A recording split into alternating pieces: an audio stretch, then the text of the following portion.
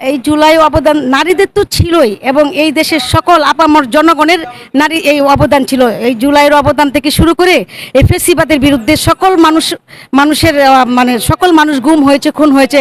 আর বিএনপির কথা কি বলবো, বিএনপির প্রত্যেকটা পরিবার নির্যাতিত ছিল। এই জন্য দেশে আমাদের চেয়ারম্যান, দলের চেয়ারম্যান, ভারপ্রাপ্ত চেয়ারম্যান তারেক রহমান বারবার বলছেন যে আমরা এখন যা কিছু হয়েছে, আমরা একটা সুষ্ঠু নির্বাচন চাই, নির্বাচনের মাধ্যমে আমরা একটা সুন্দর সরকার চাই।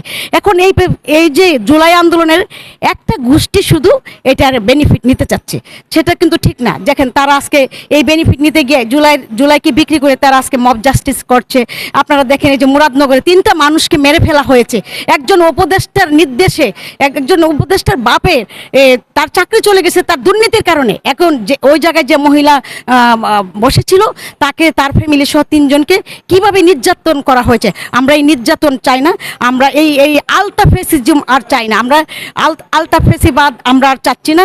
আমরা নতুন কিছু চাচ্ছি, এবং বাংলাদেশে একটা সুষ্ঠু নির্বাচন হবে, জনগণের রায়ে নতুন একটা সরকার আসবে, সেই সরকার দেশ চালাবে, তাহলে দেশে শান্তি আসবে। ধন্যবাদ।